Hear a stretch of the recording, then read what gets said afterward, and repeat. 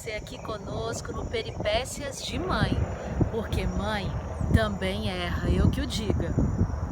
Nós estamos numa série e eu estou muito feliz, porque nós estamos chegando à 10ª mãe. Vamos fazer uma recapitulação bem breve sobre as mães que erraram na Bíblia? 9 mães anteriores foram Herodias, a mulher de Ló, Zípora, Eva, Sara, Rebeca, Penina, Salomé e Raquel. Vamos para a 10ª mãe, que se casou com o 7º rei de Israel. Israel havia se dividido de Judá depois da morte de Salomão. E 60 anos depois, o seu esposo se tornou rei dessa terra. Ela havia vindo de outra terra e era uma fiel guardadora da religião de seus pais. Durante toda a sua vida, educada na adoração a Baal. O nome dela era Jezabel. E Jezabel chegou em Israel para ser esposa por um acordo comercial.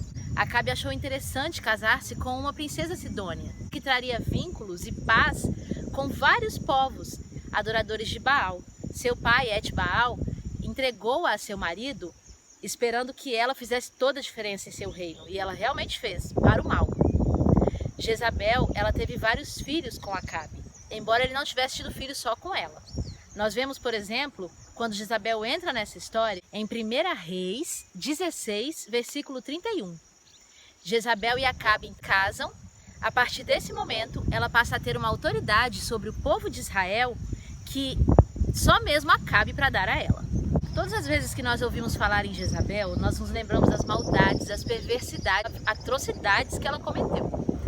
Falar sobre Jezabel, mesmo antes de falar dela como mãe, é falar de uma mulher que matou os profetas de Deus, instituiu o culto a Baal na terra de Israel, provocou a morte de Nabote com mentiras e cartas enganosas assinadas pelo rei Acabe que não haviam sido escritas por ele.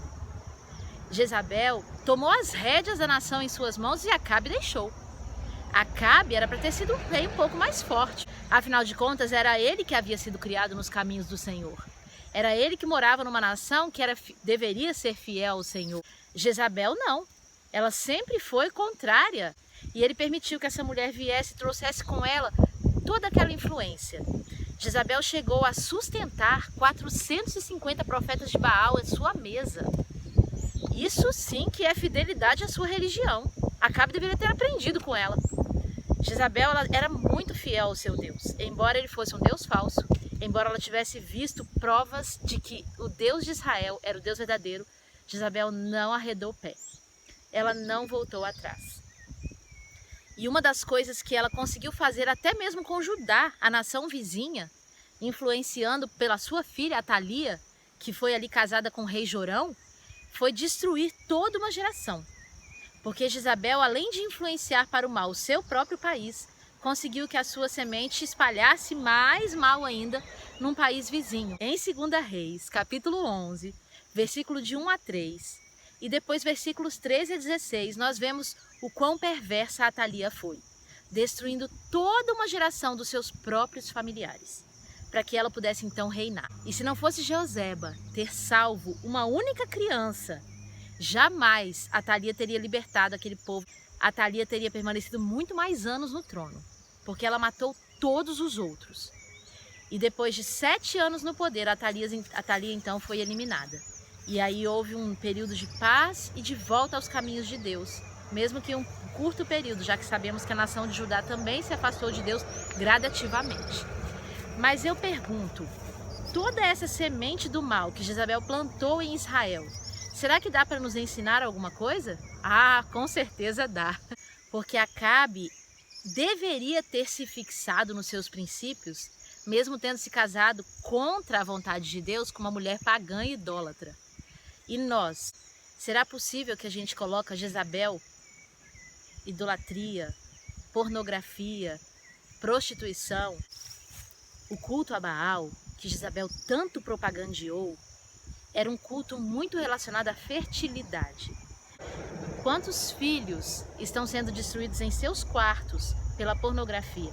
Quantos casamentos estão sendo desfeitos pela pornografia? Será que essa mensagem é tão antiga assim? Será que Jezabel é tão distante assim da realidade nossa, do dia a dia?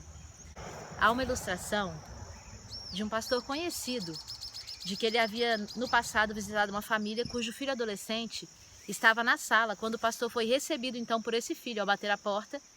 E quando o pastor entrou, ele se assustou tremendamente. Esse rapazinho de 12 a 14 anos, aproximadamente, estava sentado no sofá com a televisão ligada, um som alto, e o som alto demonstrava que ali havia um filme pornográfico, que ele ficou perplexo, ele teve nem coragem de encarar a televisão. E quando os pais chegaram na sala, foram falar com o pastor, não pediram para o menino desligar a televisão. Chamaram o pastor para a cozinha, sentaram à mesa e começaram o aconselhamento e a conversa. E o pastor então, quando foi repreender os pais a respeito do que o filho estava assistindo na sala, os pais disseram: isso não é nada não, pastor, ele é adolescente. Criança que fica sozinha na frente do computador, na frente da televisão, trancada dentro do quarto, aquele adolescente construindo ali tudo que Jezabel construiu no povo de Israel. A pornografia, a idolatria e a prostituição andam todas juntas. Afinal de contas, quando nós comandamos a nossa vontade, quando o nosso corpo manda, nossos desejos mandam, nossos hormônios mandam em nós, então não é Deus que está em primeiro lugar. O único lugar onde Deus cabe é em primeiro lugar. Eu sei que essa mensagem de hoje pode estar chegando para você de uma maneira meio, às vezes até invasiva. Mas se você é mãe, se você é pai, alguma pessoa da sua família que você percebe que não tem nenhum tipo de vigilância de nenhum adulto a respeito do que faz quando navega pela internet, faça alguma coisa. Porque nós sabemos que existe sim uma guerra, um grande conflito acontecendo dentro de cada lar.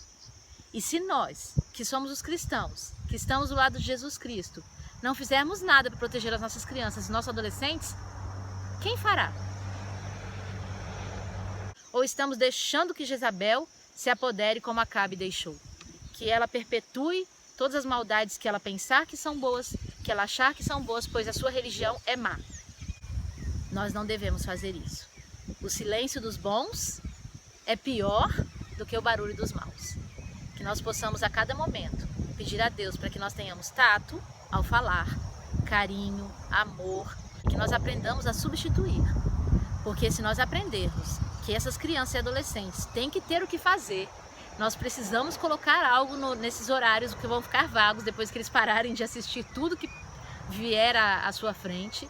Nós então perceberemos que há sim muito o que aprender. Assim, para todos nós, muito o que aprender. E que nós possamos aprender da fonte pura e cristalina do Espírito Santo de Deus. E que o nosso fim seja bem diferente do fim de Jezabel. Em 2 Reis 9, versículo 10, diz que ela foi comida por cães antes de serem enterrados os seus ossos. Jezabel morreu afundada na idolatria, no pecado e na dissensão.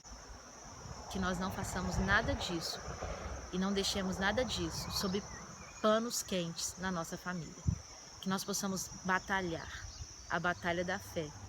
Que esses sejam os exemplos do que não ser. E que nós possamos nos aproximar de Jesus Cristo através do seu Santo e Bom Espírito. Fluir da atmosfera pura e santa, na qual nós podemos entender e crescer em graça diante de Deus e dos homens. É o meu desejo para mim e para você. Um beijo e um abraço.